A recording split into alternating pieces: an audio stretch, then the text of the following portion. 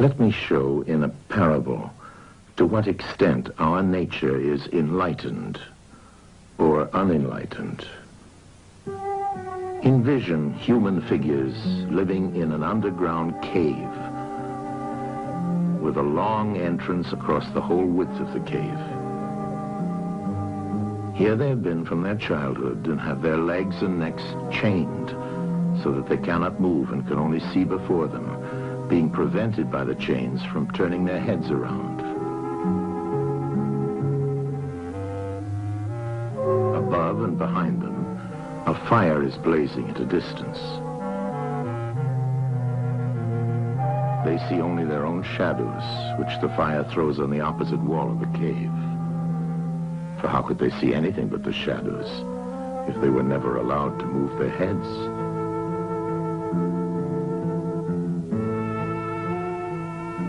Between the fire and the prisoners, there is a raised way and a low wall built along the way like the screen which puppet players have in front of them, over which they show the puppets.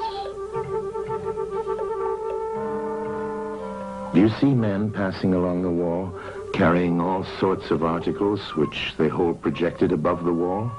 Statues of men and animals made of wood and stone and various materials? Of the objects which are being carried in like manner, they would only see the shadows. And if they were able to converse with one another, would they not suppose that they were naming what was actually before them?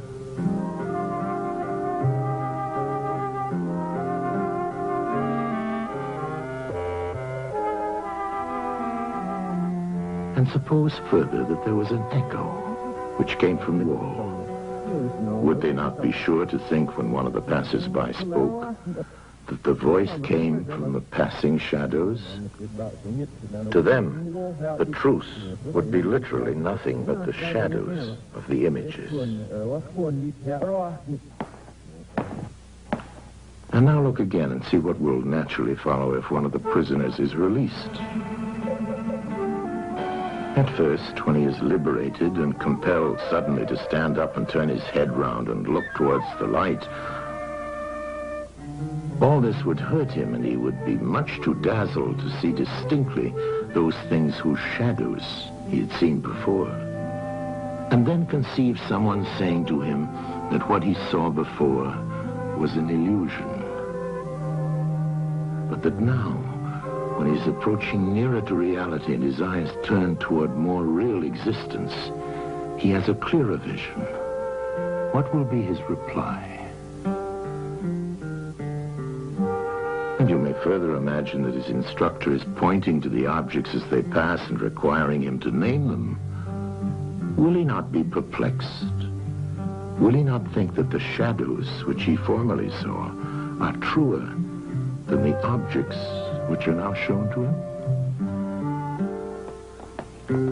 And suppose once more that he is reluctantly dragged up a steep and rugged ascent and held fast until he is forced into the presence of the sun himself. When he approaches the light, his eyes will be dazzled, and he will not be able to see anything at all of what are now called realities. He will require to grow accustomed to the sight of the upper world.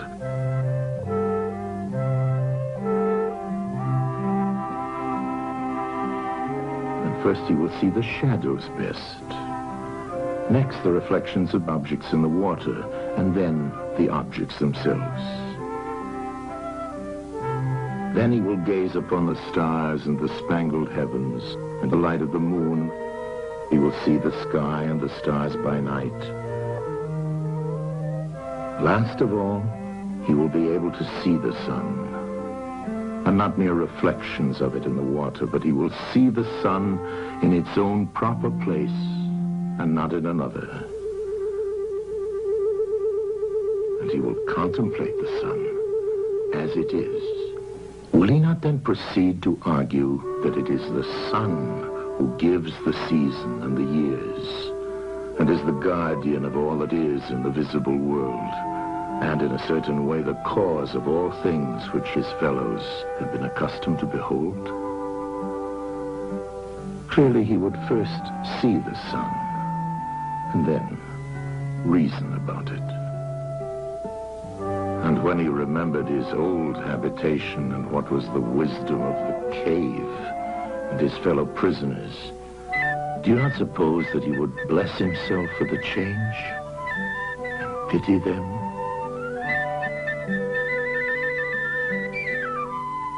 And if they were in the habit of conferring honors among themselves on those who were the quickest to observe the passing shadows, and to remark which of them went before and which followed after, and which were together and who were therefore best able to draw conclusions as to the future,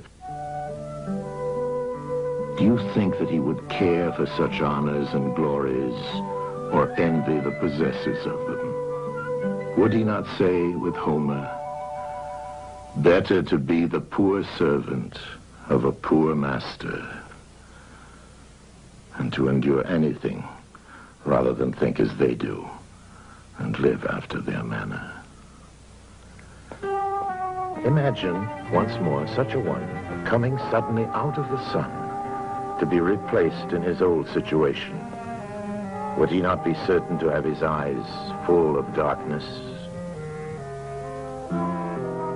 And if there were a contest of measuring the shadows, and he had to compete with the prisoners who had never moved out of the den, while his sight was still weak, and before his eyes had become steady, wouldn't they all laugh at him and say he had spoiled his eyesight by going up there, and that it was better not to even think of ascending?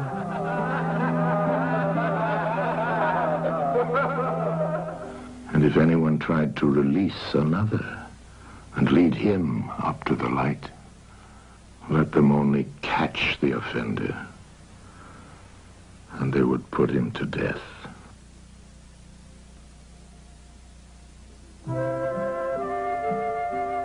It is the task of the enlightened not only to ascend to learning and to see the good, but to be willing to descend again to those prisoners and to share their troubles and their honors, whether they are worth having or not.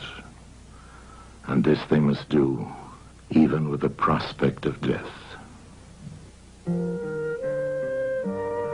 They shall give of their help to one another, wherever each class is able to help the community.